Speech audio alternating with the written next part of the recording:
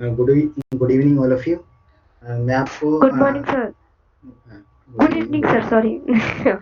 Sorry. मैं आपको first paper पढ़ाऊंगा पिंटू जी के आग्रह पे। और ये जो है बहुत ज़्यादा इम्पोर्टेंट है। क्यों इम्पोर्टेंट है? क्योंकि आपका जो नेट जेआरएफ का पेपर होता है उसमें दो आपको मतलब दो होते हैं। जैसे एक तो ये प्रश्न पत्र पहला और एक दूसरा। जो दूसरा है जो संस्कृत का है हमारा, वो तो हमारी कमांड होती है उस पर। लेकिन जो पहला पेपर है यह वेटेज के मामले में 34%, 34% का वो वैल्यू ऑक्यूपाइड करता है। तो इसलिए ये बहुत ज़्यादा इम्पोर्टेंट होता है। तो इसमें अगर हमारे मतलब 34 में से 30% भी अगर हम गेन कर लेते हैं तो हमारे जो परसेंटेज है जेआरएफ के लिए बहुत बढ़िया बन जाती है। और इसमें जो है आपके मतलब 10 यूनिट लगे पड़े हैं प्रश्न पत्र पहले में। और ये सामान्य पेपर है, ये सभी के लिए होता है सामान्य पेपर। तो इससे वो है नेट वाली ये जांचते हैं कि आपके अंदर मतलब अपने विषय को के अलावा भी आपके अंदर जनरल नॉलेज है या टीचिंग से रिलेटेड। क्योंकि इसको आप करने के बाद आप टीचिंग लाइन में जाने जाएंगे, क्योंकि जेआरएफ असिस्टेंट प्रोफेसर के लिए आप अप्लाई करेंगे। तो इसके लिए आपको टीचिंग एप्टीट्यूड, ट्यूड रिसर्च एप्टीट्यूड इत्यादि आपको नॉलेज होनी चाहिए। तो जो पहला यूनिट है शिक्षण अभिक्षमता। तो इसमें शिक्षण का जो तात्पर्य है सामान्य रूप से जैसे विद्यार्थी को पढ़ाना, यही शिक्षण है अध्यापक द्वारा। क्योंकि अध्यापक और गुरु में यह संबंध है कि अध्यापक थोड़ा ज़्यादा जानता है और शिष्यार्थी जो है शिष्य जो है कम जानता है। इसलिए वह अधिक जानने वाले से अपना वो मतलब ज्ञान प्राप्त करता है। तो ये इसमें है। और इसमें जो यूनिट 1 में हम देखेंगे कि इसमें हमें क्या-क्या चीज़ें पढ़नी है। पहला है टीचिंग, शिक्षण के बारे में पढ़ना है। फिर दूसरा है लर्नर्स कैरेक्टरिस्टिक्स, इसके बारे में पढ़ना है, शिक्षार्थी की विशेषताएँ क्या होती हैं। और अगला है फैक्टर अफेक्टिंग टीचिंग, शिक्षण को प्रभावित करने वाले तत्व कौन-कौन से हैं वो देखेंगे हम। और मेथड्स ऑफ टीचिंग, उसमें उच्च अधिगम संस्थाओं में शिक्षण की पद्धति क्या-क्या होती है। तो ये इसमें अगर हम यूनिट 1 है तो एक इसमें ही प्रश्न पत्र पहले में ही यूनिट 10 भी है जो हायर एजुकेशन के नाम से जाना जाता है। तो वो दोनों इंटरकनेक्टेड है, ये उच्च अधिगम वाला और वो इंटरकनेक्टेड है। तो इसको पढ़ने से उसका भी हमारा मतलब पूर्व ज्ञान हमारा निर्धारित हो जाएगा। और अगला है टीचिंग एड, इसमें शिक्षण में जो सहायक प्रणालियां होती हैं जैसे चौक डस्टर इत्यादि, उसके बारे में हम देखेंगे। और एवैल्यूएशन सिस्टम, इसमें मूल्यांकन प्रणाली होती है जो परीक्षाएं द्वारा आंतरिक मूल्यांकन द्वारा जो हमारी मतलब फिर हमें डिग्री प्राप्त होती है इत्यादि। तो शिक्षण अभिक्षमता में हम ये इन चीज़ों को देखेंगे। तो अब इनको विस्तार से देखते हैं।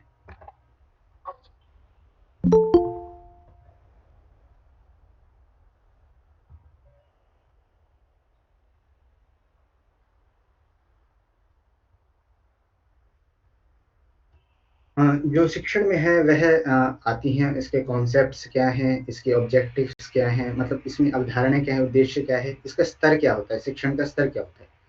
इसमें स्मरण शक्ति स्तर है, समझ की स्तर है, विचारात्मक स्तर है, इसमें क्या विशेषताएं होती हैं, क्या मूल अपेक्षाएं होती हैं। तो उसके बारे में हम इस यूनिट इस वाले टॉपिक में डिस्कस करेंगे।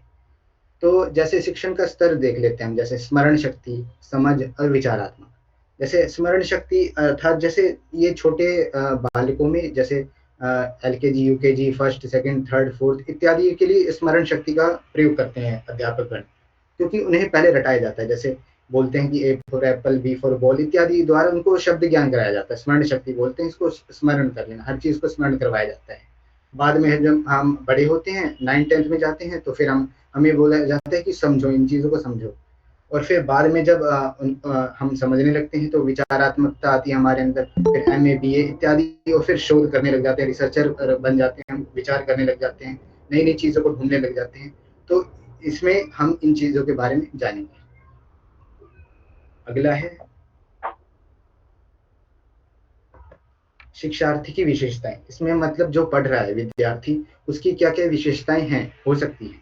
तो किशोर और वयस्क में क्या विशेषताएं होंगी, मतलब एडोलसेंट और एडल्ट में क्या विशेषताएं होंगी, शिक्षार्थी की अपेक्षाएं क्या हैं।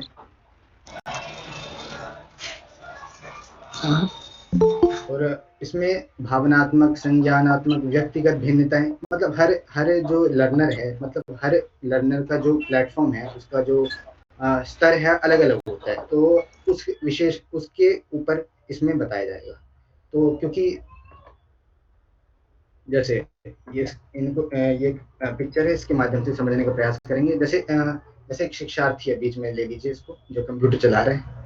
तो ये क्लास में पहले तो हम क्लास से ही सीखते हैं, क्लास में जाते हैं, स्कूल में जाते हैं, क्लास में जाते हैं, वहाँ पे हम अपना शिक्षण प्रारंभ करते हैं।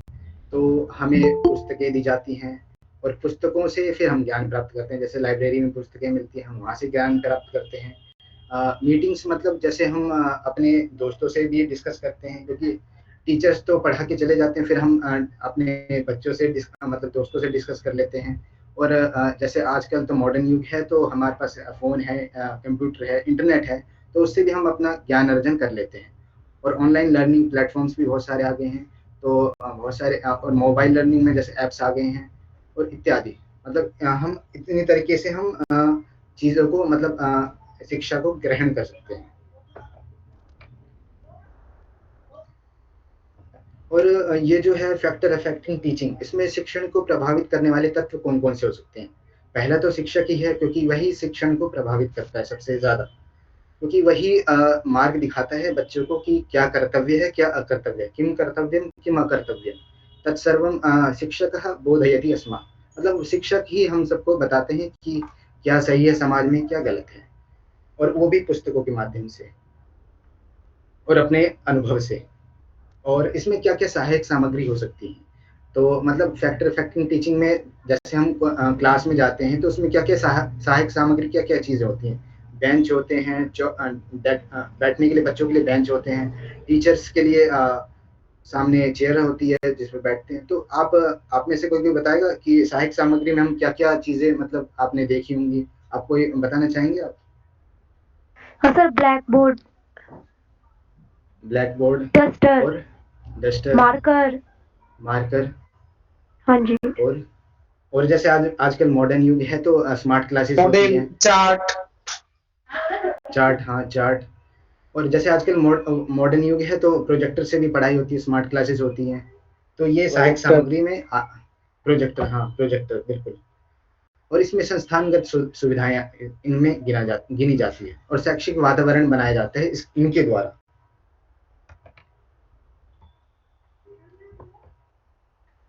और क्या-क्या चीज़ें मतलब शिक्षण को प्रभावित करती हैं, वो जानते हैं हम। जैसे टीचर की पर्सनैलिटी, मतलब टीचर कैसा है, मतलब उसकी मानसिक स्थिति कैसी है। अगर वो टीचर खुद ही परेशान है, तो वो बच्चों को मतलब क्या ज्ञान देगा। तो इसलिए टीचर को अपनी मेंटल स्टेबिलिटी बनाए रखनी चाहिए, तभी वो किसी को ज्ञान दे पाएगा। और the teachers own learning style, उनका लर्निंग स्टाइल क्या है, क्योंकि टीचर भी तो एक स्टूडेंट ही है, क्योंकि वो पढ़ेगा नहीं तो पढ़ाएगा क्या। इसलिए टीचर को भी मतलब एक तरीके से स्टूडेंट ही क्या है। मतलब हम तो यही है कि स्टूडेंट है तभी तो पढ़ा पाएंगे, स्टूडेंट तो होगा तभी पढ़ा पाएगा। अगर उसके अंदर शिक्षक का अभिमान आ गया, तो कैसे पढ़ाएगा, वो तो पढ़ना बंद कर देगा, बोलेगा मेरे को तो सब आता है ना, ऐसे। तो the teachers believes about teaching and learning, तो उसके क्या-क्या बिलीव्स हो सकते हैं, मतलब क्या, मतलब उसके अनुभव क्या-क्या हो सकते हैं उस इन चीज़ों को पढ़ाने के, तो वो उसमें है। और भी हैं फैक्टर इफेक्टिव टीचिंग्स के। और मेथड ऑफ टीचिंग्स, उच्च अधिगम संस्थाओं में शिक्षण की पद्धति क्या-क्या हो सकती है। उच्च अधिगम संस्थाएं क्या, higher education, MA, BA, research, MPhil तो हटी गई, अब पीएचडी हो गई। तो इसमें अध्यापक केंद्रित बनाम शिक्षार्थी केंद्रित पद्धति, जैसे टीचर सेंटर्ड। जैसे एमए, बीए में हम देखते हैं कि लेक्चर द्वारा टीचर हमें पढ़ाता है, तो उसमें क्या होता है कि टीचर ही बोलता रहता है, बच्चे इंटरेक्शन नहीं कर पाते, वो पूरे क्लास में बोलता ही रहता है। तो ये लेक्चर और जैसे वर्सेस लर्नर सेंटर्ड, मतलब जैसे जो शिक्षार्थी है उनको केंद्र में रखे जाए, तो उनको भी बोलने का अवसर दिया जाता है बीच-बीच में। तो इससे क्या होता है कि बच्चों में मतलब जो ज्ञान का स्रोत है वो भी बढ़ता है, और वो एक्टिव रहते हैं क्लास में। क्योंकि कई बार ऐसा होता है कि पढ़ते-पढ़ते बच्चे बोर हो जाते हैं, और उन्हें नींद भी आने लगती है, और बीच-बीच में बात भी करने लग जाते हैं। तो ये चीज़ें हैं। और इसमें जैसे ऑफलाइन वर्सेस ऑनलाइन, जैसे आजकल हम देख रहे हैं कि ऑफलाइन के मुकाबले ऑनलाइन की ज़्यादा वृद्धि हुई है टीचिंग में, क्योंकि आजकल कुछ वर्षों में ऐसी परिस्थिति हो गई थी, इसमें ऑनलाइन ही पढ़ाई चल रही थी। और ऑनलाइन पहले से ही शुरुआत से ही है, लेकिन बाद में अभी अभी बहुत ज़्यादा उपयोगी हो गई थी ये। और ऑनलाइन का फ़ायदा भी है कि घर बैठे हम अपने सुविधा अनुसार हम पढ़ सकते हैं इन चीज़ों को, मतलब हम देख सकते हैं। दोनों ही प्रभावित हैं क्योंकि ऑफ़लाइन भी आप में से बताएगा कि ऑफ़लाइन बेस्ट है या ऑनलाइन बेस्ट है? आप में से कोई बताएगा कि टीचिंग के लिए मतलब कौन-सी मतलब चीज़ें बेस्ट है इसमें? ऑफलाइन बेस्ट है। ऑफ़लाइन बेस्ट है। हाँ, ऑफ़लाइन बेस्ट है क्योंकि इसमें टीचर और जो स्टूडेंट है आमने-सामने रहते हैं, तो जब सर टीचर वो हाँ, सर वो अध्यापक पे डिपेंड करता है। जैसे अभी आप हैं, तो जैसे आप ऑनलाइन ही क्लास ले रहे हैं, पर आप बच्चों से पूछ रहे हैं बीच-बीच में कि कोई क्वेश्चन है, चाहे कुछ भी जी, हम अपनी बात रख पा रहे हैं। और जी, जैसे बहुत बार तो हम ऑफलाइन में तो ऑफलाइन भी जाते हैं, लेकिन काफ़ी शिक्षक ऐसे होते हैं अपनी बात रखते हैं क्लास ओवर और फिर जी। जाते हैं वो, हम अपनी बात नहीं रख पाते हैं। तो सर वो हाँ, अध्यापक हाँ। पर मेरे हिसाब से डिपेंड करता है कि वो किस तरीके से बच्चों को लेते हैं। हाँ, वो तो है। तो वो आ गया टीचर सेंटर्ड में, टीचर मतलब टीचर प्रभावी हो जाता है उस क्लास में, तो ये टीचर सेंटर्ड में आ जाती चीज़ें। और बाकी जैसे ऑफ़लाइन में ये भी फ़ायदा है कि जैसे हम स्टूडेंट को पढ़ा रहे हैं, जैसे पढ़ाते वक़्त, शिक्षण देते वक़्त हम देख लेते हैं कि चेहरे से पहचान जाते हैं किसको समझ आ रही चीज़ें, किसको नहीं समझ आ रही। ये भी फ़ायदा है इसका। तो ये फ़ायदा है इसका। तो बाकी जैसे आजकल ऑनलाइन पद्धतियाँ आ गई जैसे मतलब स्वयं आ गया, स्वयं प्रभा, मूक इत्यादि।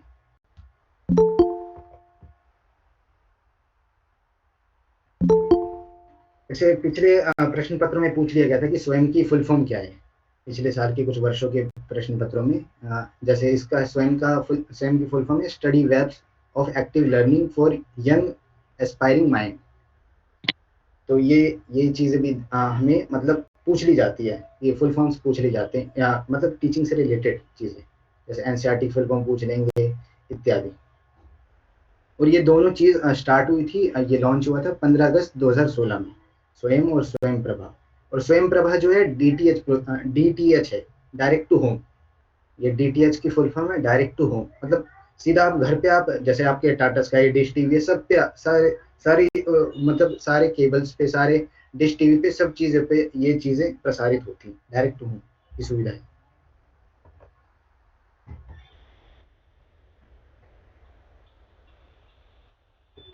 शिक्षक की जो सहायक प्रणाली होती है जैसे परंपरागत, आधुनिक, आईसीटी। आईसीटी ये जो आपका मॉडर्न जो है, एक तो ट्रेडिशनल होता है कि आप मतलब टीचर पढ़ा रहे हैं, है ना? और आईसीटी वही है, आईसीटी में मतलब टेक्नोलॉजी के द्वारा पढ़ाना, ये चीज़ है। जैसे आईसीटी में आप ले लेंगे जैसे श्रव्य सहायक सामग्री, जैसे रेडियो के द्वारा, टेप रिकॉर्डर के द्वारा, टेली कॉन्फ्रेंसिंग के द्वारा, जैसे हम पढ़ा रहे हैं, जैसे टेली कॉन्फ्रेंसिंग ही तो हो रही है, हम ऑनलाइन पढ़ा रहे हैं लैपटॉप के माध्यम से। और दृश्य सहायक सामग्री, पुस्तक, मानचित्र, जैसे आपने पिछले अभी बताया था आपने, मानचित्र, पोस्टर, चार्ट, संग्रहालय, म्यूजियम्स के द्वारा भी हम देखते हैं। और मूल्यांकन तो मतलब मूल्यांकन तो होता ही, क्योंकि जब बच्चा पढ़ता है तो फिर उसका मूल्यांकन भी अध्यापकों के द्वारा ही होता है, और अध्यापक करते हैं अपने द्वारा, और फिर उस मूल्यांकन से ये अंकों से निर्धारित होता है कि मतलब उसको किसके अंक ज्यादा है, मतलब उसमें कितना स्तर स्तर डिसाइड कर लेते हैं उससे। जैसे अभी जेआरएफ के पेपर होगा उसमें मूल्यांकन होगा, जैसे हम पढ़ रहे हैं अभी, ये तो हमारे पठन पाठन हो रहा है। बाद में जब मूल्यांकन आएगा तो मतलब उस मूल्यांकन रूपी पत्र तो आएगा जिसमें हम अपना मतलब जो हमने अधिगम करा है, हमने याद किया है, हम चीज को समझा है, उसको ही तो हम वहाँ पे टिक करेंगे, तो ये मूल्यांकन होगा हमारा। बाकी ये प्रश्न है कुछ पुराने वर्षों के, जैसे शिक्षण का मुख्य उद्देश्य है केवल तर्क शक्ति का विकास करना, केवल चिंतन शक्ति का विकास करना, या ये दोनों, या सूचनाएं देना? बताइए कौन सा हो सकता है इसमें? सर ए और बी दोनों। ए और बी दोनों? सर सी सूचनाएं देना, ऑप्शन। सी। ये सूचनाएं देना नहीं हो सकता, सूचनाएं देना डी? नहीं। नहीं हो सकता ना, क्योंकि सूचनाएं तो हमें न्यूज़पेपर से भी मिल जाती है, अखबार इत्यादि से मिल जाती है, लेकिन जो हम शिक्षण का मुख्य उद्देश्य तो यही है, ये गौण उद्देश्य है, सूचनाएं देना तो गौण है, मतलब गौण है ये, लेकिन मुख्य जो है वो है तर्क शक्ति, मतलब अंदर, आपके अंदर मतलब अंडरस्टैंडेबिलिटी, ये चीजें, और चिंतन शक्ति आ जाए आपके अंदर, सोचने की क्षमता आ जाए इत्यादि। अगला प्रश्न है, शिक्षण की गुणवत्ता किससे परिलक्षित होती है? तो इसमें कक्षा में विद्यार्थियों की उपस्थिति होनी चाहिए, या विद्यार्थियों के उत्तीर्ण होने का प्रतिशत, या विद्यार्थी से पूछे जाने वाले प्रश्नों की गुणवत्ता, या विद्यार्थियों में शांति बनाए रखने की अवधि। इसमें से क्या हो सकता है?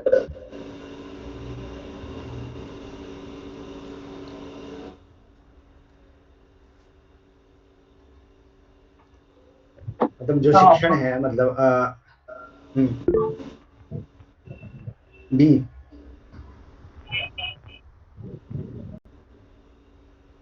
फर्स्ट। हाँ, ये तो है जी। नहीं, सी ई, सॉरी ई। या तो ई। सी है फिर। सर इसका आंसर सर, सी सी होना होगा। चाहिए, सी क्योंकि होना चाहिए सर। विद्यालय और पूछे जाने वाले प्रश्नों की गुणवत्ता। सी है सर इसका आंसर। हाँ, सी है इसका आंसर सी है। अगला प्रश्न है कि एक प्रभावी शिक्षक वह है जो कक्षा पर नियंत्रण रखता है, या फिर कम समय में ज्यादा सूचनाएं देता है, या विद्यार्थियों को अधिगम के लिए प्रेरित करता है, या गृह कार्य को सर्वाधिक सावधानी पूर्वक जांचता है। क्या हो सकता है इसमें? Sir C option. सी। सी, क्योंकि वो अगर जैसे किसी को पढ़ा रहा है, मतलब पढ़ा रहा है, तो उसके अंदर ये क्षमता उत्पन्न करेगी कि सीखने की लालसा उत्पन्न करे। तो ये सी है इसका। और एक ये प्रश्न आया था, चौथा प्रश्न, जो जून 2013 में पूछा गया था, शिक्षक द्वारा ब्लैक बोर्ड का सर्वोत्तम उपयोग किसके लिए किया जाता है? तो इसमें बी। जैसे डी, शिक्षक द्वारा बी स्वयं बी को बी। प्रदर्शित कर। नहीं, बी। डी। इसमें ये है कि मेरे जैसे हिसाब से शिक्षक, सी नहीं आएगा। हाँ वही मैं बता रहा हूँ, सी। जैसे शिक्षक जो है ब्लैक बोर्ड का यूज इसलिए करता है कि वो हाईलाइट कर सके, मुख्य मुख्य जो बिंदु है, पॉइंट्स हैं, उनको हाईलाइट करे, इसलिए वे मतलब ब्लैक बोर्ड का यूज करता है।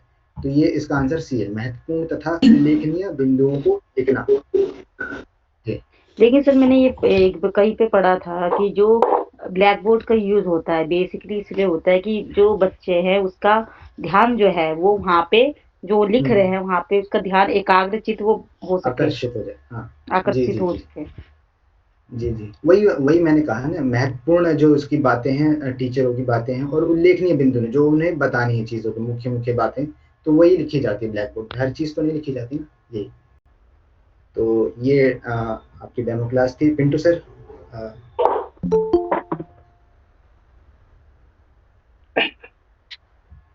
बहुत बहुत धन्यवाद मनीष जी, है ना। तो बच्चा एक छोटा सा एक डेमो था पेपर 1 के रिगार्डिंग, है ना। मेरी आवाज आ रही है ना आप लोग को? जी सर। हाँ, नमस्ते नमस्ते, है ना।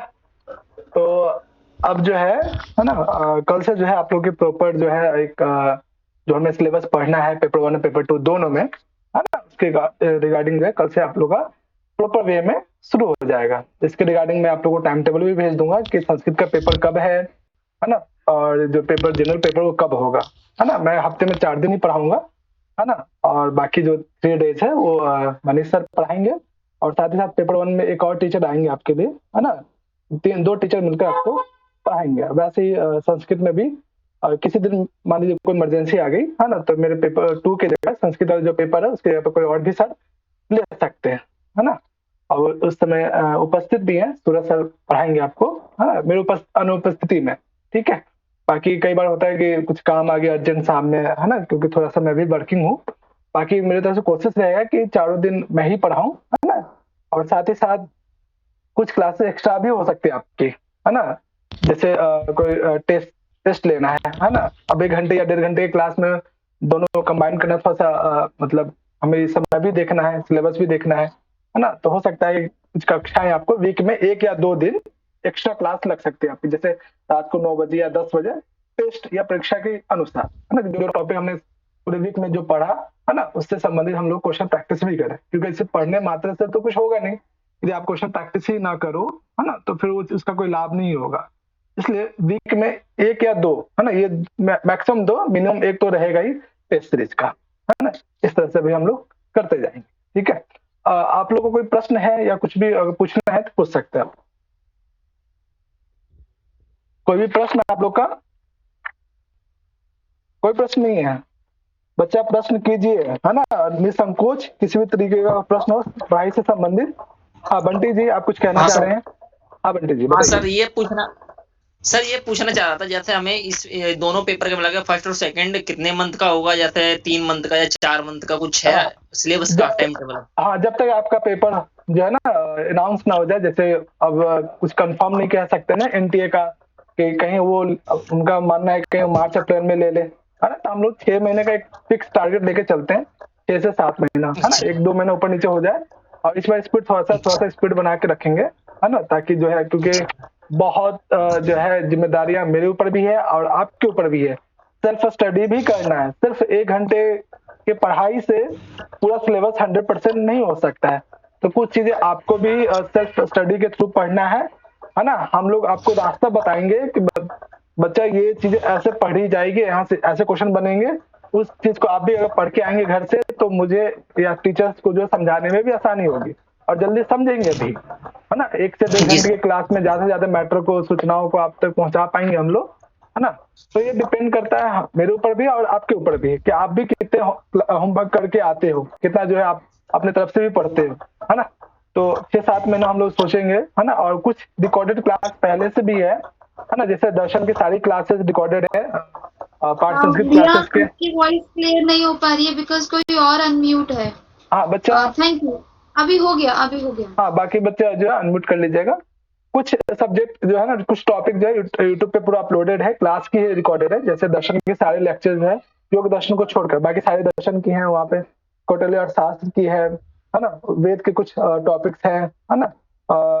उसके अतिरिक्त जो है आपके साहित्य के कुछ है। तो यदि आप सेल्फ स्टडी के थ्रू वहाँ के वीडियोस को भी अगर आप देख सकते हो, थोड़ा सा स्पीड बढ़ाकर, है ना, 1.25 पे या 1.50 पे भी करके देखोगे, तो काफी चीजें वहाँ पे भी कवर हो सकती है ना। क्योंकि दर्शन को पढ़ाने में मुझे पूरा एक एक दर्शन बारीकी से दो, लगभग 3 महीने लगे थे मुझे, 3-3.5 महीने के आसपास या उससे ज्यादा ही लगा होगा, है ना। निधि निधि ने तो पढ़ा भी है जी सर। है ना। तो उस समय को बचाया जा सकता है यदि आप वहां से भी थोड़ा सा अगर आप डेली एक वीडियोस भी देखोगे, लगभग मेरे हिसाब से 200 वीडियोस होंगे, मतलब काफी टॉपिक उसमें कवर भी है ना। तो तर्क संग्रह, तर्क भाषा वगैरह सब चीजें वहां पे मिलेंगे आपको, थोड़ा सा विजिट करके भी देखना आप लोग। अगर वहां से भी थोड़ा बहुत अपने स्तर पे कर सकते हो तो करना है। मेन हम लोग फोकस रखेंगे, वैसे तो सारे टॉपिक पे रखना अनिवार्य है ना। ग्रामर रखेंगे मेन फोकस, साहित्य रखेंगे, है ना। और जो दर्शन वाला जो टॉपिक है वो लगभग हो चुका है, एक दर्शन को छोड़कर, है ना। बाकी सारे हैं, नोट्स वगैरह सब प्रोवाइड कराया जाएगा आप लोग को, है ना। अब ऐसा नहीं कि नोट्स के चक्कर में बस नोट्स ही हो गया तो हो गया, ऐसा नहीं। आपको मूल टेक्स्ट भी स्वयं भी पढ़ना है ना। सिर्फ नोट्स के हिसाब से या सिर्फ प्रॉपर गाइड के हिसाब से अब जो पेपर का जो पैटर्न है ना, दोनों पेपर 1 या पेपर 2 बिल्कुल पैटर्न बिल्कुल चेंज हो रहा है ना। तो हमें मूल टेक्स्ट के साथ पढ़ना है, ठीक है बच्चा। चंदा थोड़ा म्यूट कर लीजिएगा, आवाज आ रही है ना आप। भैया हाँ दोनों ही पेपर के मॉक टेस्ट होंगे हर वीक? यस यस, है ना। दोनों पेपर 1 का भी पेपर 2 का। और हम लोग को कोशिश ये रहेगा कि जिस दिन जो टॉपिक हम लोगों ने पढ़ा है उस टॉपिक से संबंधित जो क्वेश्चन पूछे गए हैं पहले भी, जो आ चुके हैं, और उससे कुछ नए क्वेश्चन भी जो बन सकते हैं, कोशिश किया जाएगा सेम डेज को ही उसकी प्रैक्टिस भी हो जाए। जैसे हम लोगों ने आज भी देखा पेपर 1 का, कल भी देखा था पेपर 2 का, जो हम लोगों ने सांख्यिक कारिका पढ़ा या आज टीचिंग एप्टीट्यूड पढ़ा, क्वेश्चन प्रैक्टिस हो गया। तो उससे क्या होता है कि बच्चे ऑनलाइन में, है ना, क्या होता है, चलो हाँ हमने ये टॉपिक पढ़ा सीखा तो क्वेश्चन प्रैक्टिस भी हो गया, तो लंबे वक्त तक समझ में भी रहता है और याद भी रहता है ना। तो हम लोग जैसे जैसे टॉपिक पढ़ते जाएंगे सेम डेज को ही वो कवर करेंगे, और साथ ही साथ एक वीक में 1 या 2, है ना, क्लास जो है, एक पेपर 1 का एक पेपर 2 का, पूरे वीक का रात को वो 10 बजे हो सकता है, वो मतलब सुबह भी नहीं हो सकता है क्योंकि सभी वर्किंग है, किसी को कॉलेज है, किसी को कोई वर्क है, कोई वर्किंग है ना। रात को हम लोग जैसे जनरल लोग तो 10 बजे के आसपास तो फ्री ही रहता है खाना वाना खाने के बाद, है ना। 10 आधे घंटे का भी अगर क्वेश्चन सेशन हो जाता है तो चीजें क्या रिवाइज हो जाती है कि हाँ हम लोग ने ये पढ़ा है पूरे वीक, तो इस तरह से तो हमारी भी मेहनत लगेगी, उससे कहीं ज्यादा आपकी मेहनत है ना बच्चा। अगर हम लोग मेहनत कर रहे हैं तो 1% आपको 10% करना है, 10 गुना करना है आपको, है ना। तो ये एक पेपर जो है, जिम्मेदारी जो है आपके ऊपर ज्यादा आ जाती है कि आप घर जाके कितना आप ईमानदारी से पढ़ाई कर रहे हैं, है ना। टीचर तो हमें पूरा कोशिश करता है कि जो हमें जो बताना है बच्चे को अच्छे से समझ में आए, है ना। अब बच्चे पर भी डिपेंड करता है घर जाके कितना रिवाइज करता है। और एक नियम जरूर बनाना, चाहे आप किसी भी सब्जेक्ट को पढ़ते हो, किसी भी एग्जाम्स की प्रिपरेशन करते हो, यदि आप क्लास कर रहे हो ऑफलाइन ऑनलाइन कुछ भी, तो जो आज आपने पढ़ा है उसे सेम डेज को ही रात में रिवाइज कर लेना एक बार, है ना। जो आज आपने पढ़ा उसको उसी दिन रिवाइज कर लिया, और अगले दिन जो हम लोग पढ़ने वाले हैं उसको देख के आ जाओ। ये क्या अनुभव के आधार पर कह रहा हूँ, बिल्कुल इम्पैक्ट पड़ता है आपकी लाइफ पे। जो आपने रिवीजन किया, जो पढ़ा है वो लंबे वक्त तक रहता है। और क्लास में ज्यादा से ज्यादा आप बोलो, पार्टिसिपेट करो, है ना, ज्यादा से ज्यादा आप एक्टिव रहो, क्योंकि एक तो ऑनलाइन में हर कोई एक्टिव हो नहीं पाता है। अच्छा सर लेक्चर दे, ठीक है सुन लेते हैं। यहाँ पे मास्टर्स की क्लास में बिल्कुल भी नहीं हो रही। मास्टर्स में क्या होता है, पीछे बैठे हुए हैं, सर बोल के अपना चले गए, उनका क्या है, कोई लेना देना नहीं है। लेकिन यहाँ पे क्या आप फीस पे करोगे, आपको एक्टिव रहना, ज्यादा एक्टिव आपको रहना है। टीचर तो वीडियो ऑन करके बोलेगा, लेकिन वीडियो के पीछे कौन सो के पढ़ रहा है या कौन काम कर रहा है, क्या कर रहा है, किसी को नहीं पता चल पा रहा है ना। सर सूरज सर कुछ कहना चाह रहे हैं? हाँ सूरज सर, आप मोस्ट वेलकम, आपने हैंड राइज किया है, कुछ कहना है सर? सॉरी सर, गलती से हो गया। नो प्रॉब्लम, ओके, कोई बात नहीं, हो जाती है, टेक्निकल चीजें हैं इस तरह से, है ना, तो कई बार हो जाता है, कोई बात नहीं। ठीक है बच्चा, तो ये सब चीजें हम लोग ध्यान रखेंगे। तो आज जो हम लोग पढ़ा है ना, वो सेम डेज को रिवाइज भी कर लेना है ना, और बाकी धीरे धीरे चीजें हम लोग सीखेंगे भी। और दूसरी बात, किसी का मास्टर्स बहुत पहले हो गया या अभी हुआ है ना, या बहुत हिम्मत करके स्टार्ट भी कर रहे हैं, है ना, तो उनको घबराना नहीं है, बिल्कुल भी नहीं कि यार होगा कि नहीं होगा, है ना। अगर आप लगे रहेंगे अपने इस एक यात्रा है, एक जर्नी है ये नेट जेआरएफ का, एक ऐसा सिलेबस है जिस पर यदि आपकी अच्छे से कमांड हो जाती है, अच्छे से आप इसे पढ़ लेते हैं, है ना, तो संस्कृत रिलेटेड जितने भी एग्जाम्स होंगे आने वाले टाइम में, वो आपको हर जगह आपको हेल्प करेगा ही करेगा। कॉमन सिलेबस है बिल्कुल। हाँ, दो चार जो है एक्स्ट्रा आपको ग्रंथ पढ़ने हो जाए अलग अलग एग्जाम के पॉइंट ऑफ व्यू से, लेकिन ये कॉमन सब्जेक्ट, कॉमन सिलेबस है जो हर एग्जाम में आपको हेल्पफुल होगा। इस सिलेबस को अच्छे से पकड़ बनाई, पेपर 1 पे भी, पेपर 2 पे भी बहुत नॉलेज हो जाएगा अच्छे से, अगर 6 या 7 महीना आप मेहनत करते हैं तो, है ना। तो बहुत सिलेबस बहुत ही अच्छा है, सारा जो है आप अच्छे से पढ़िए। Wish you all the best. हम लोग कल से जो है प्रॉपर क्लास जो है एक जो जिस वे में हम लोग करना चाह रहे हैं उस वे से हम लोग करेंगे। किसी को एडमिशन लेना है, जो भी इंक्वायरी आप मुझे पर्सनल मैसेज कर दीजिएगा, है ना, फिर हम लोग जो है प्रॉपर जो अपना पर्सनल ग्रुप है उस ग्रुप में हम आपको ऐड करते हैं। ठीक है, और कोई प्रश्न किसी को भी किसी भी प्रकार का? अच्छा बंटी जी कुछ कहना चाह रहे हैं आप? आपकी आवाज नहीं आ रही, आप पहले अनम्यूट। जी बताइए। हाँ सर, आप मेरे को सर एडमिशन भी लेना है और मेरे को आप अपना नंबर सेंड कर दीजिए। और हाँ सर, मैं ना ऐसे आप ग्रुप में हो पहले से? ग्रुप जो एक पहला ग्रुप था पहले से? नहीं सर, मैं किसी ग्रुप में नहीं हूँ, बस आपका वो देखा था मैंने पेज पर। तो मैं सर हाँ। मैं ना इसी में मैसेज भी कर देता हूँ, है ना। ठीक है, इस पे आप मुझे कांटेक्ट कर सकते हैं, मैसेज कर सकते हैं, व्हाट्सएप कर सकते हैं, है ना। ठीक है। और कोई बातचीत कुछ? और शायद कमल गोयल, हाँ कमल गोयल कुछ कह रहे हैं? कमल 64 26 11। हाँ कमल जी, आप कुछ कहना चाह रहे हैं? आपने भी शायद लगता है गलती से हाथ उठाया लगता है, चलिए कोई नहीं। हाँ, और किसी कोई समस्या, कुछ भी कुछ पूछना है? चलिए आई थिंक इस क्लास को यहीं स्टॉप करते हैं। ठीक है, अच्छा Yogita here, okay okay okay okay okay. हाँ योगिता, आपसे तो बात हो गई है ना, मैं भूल गया था कि कमल कौन है ना। चलिए ठीक है, कोई नहीं। तो कुछ कहना है तो बताओ योगिता आप। यही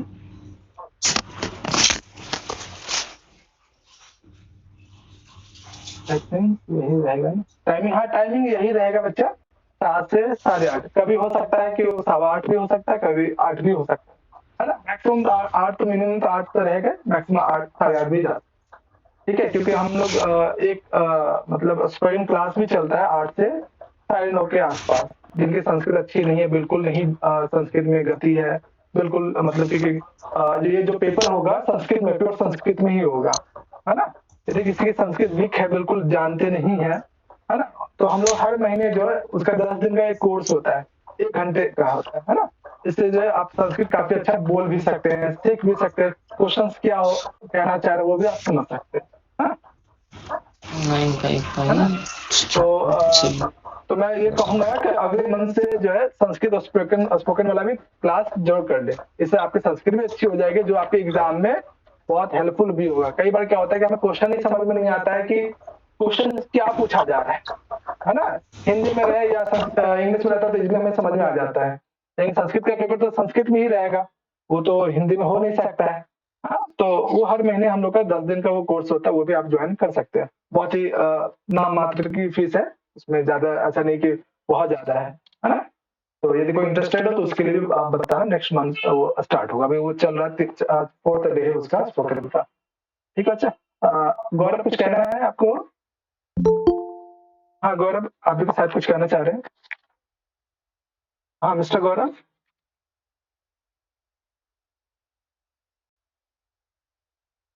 आपकी आवाज नहीं आ रही गौरव।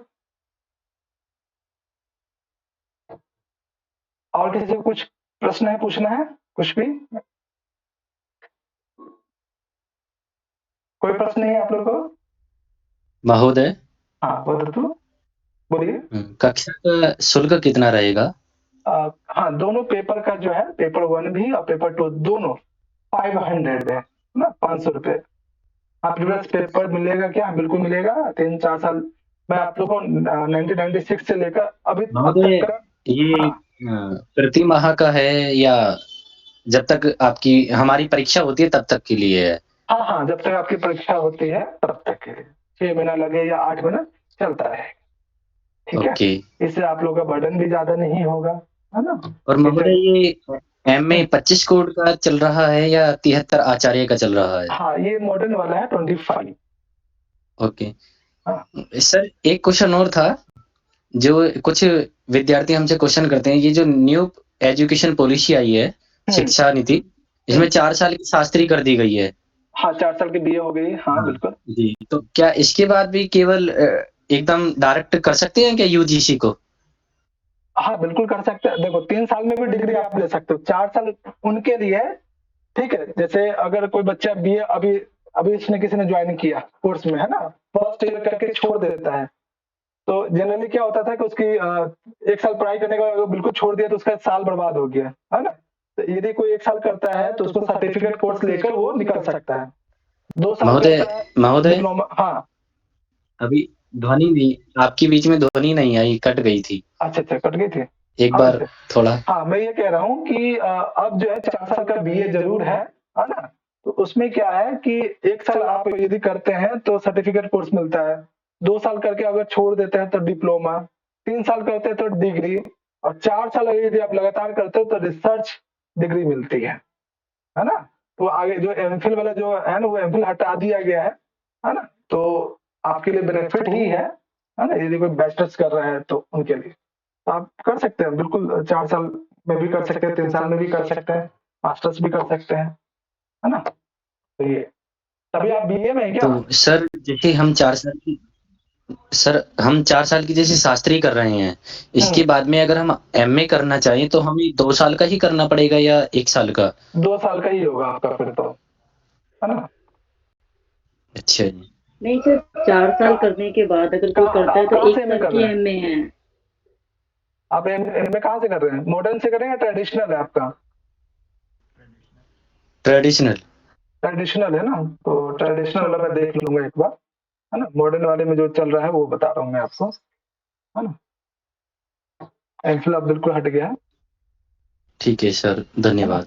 हाँ, और किसी को प्रश्न? महोदय, हाँ बंटी बताइए।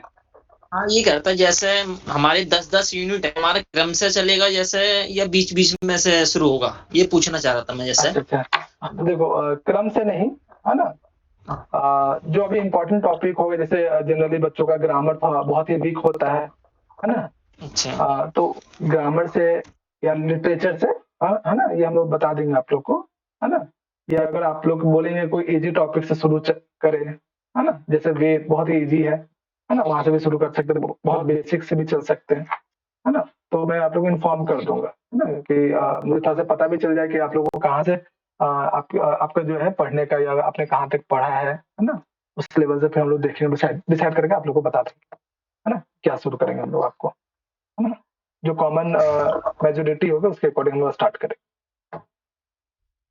हाँ बच्चा, और कोई प्रश्न? नमस्कार जी। हाँ नमस्कार, शायद आपसे पहले भी बातचीत हुई है आदेश, जी जी है ना? जी, कैसे हैं? बढ़िया बढ़िया, आप सुनाए? मैं भी ठीक हूँ सर। एक पूछ रहा था मैं हाँ। कि अपन जैसे आपने कहा 500 ही है केवल, तो वो फर्स्ट पेपर सेकंड पेपर दोनों की टोटल यही है इतनी? हाँ दोनों के। अगर किसी को बहुत कम फीस लग रहा है तो ज्यादा भी दे सकते हैं, है ना? धन के लिए कोई मना नहीं करेगा।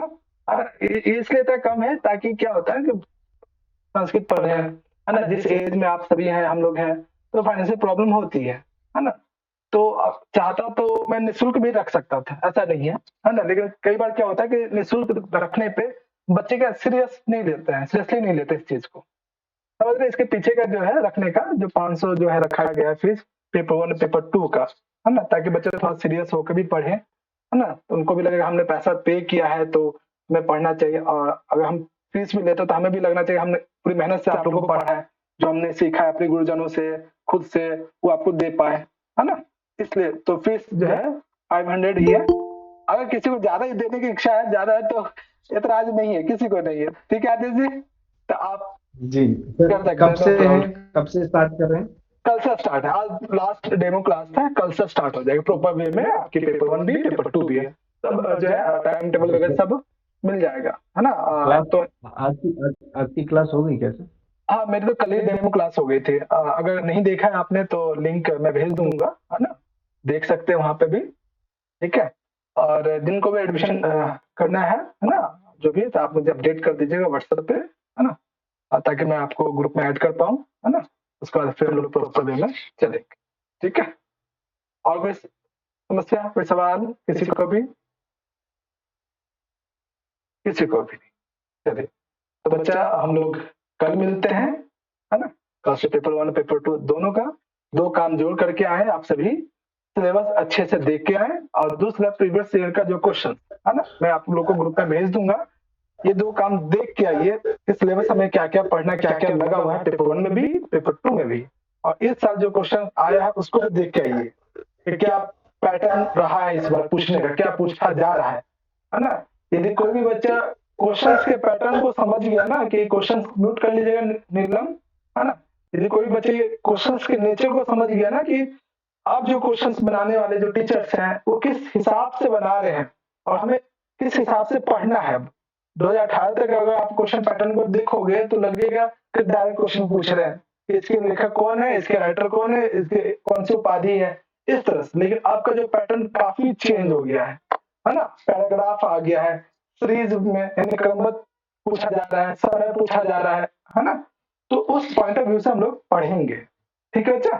तो सिलेबस और प्रीवियस ईयर का क्वेश्चन ये जरूर देख के आइएगा, ठीक है? बहुत बहुत धन्यवाद आप सभी का, धैर्य से आपने सुना और टाइम से आए आप लोग।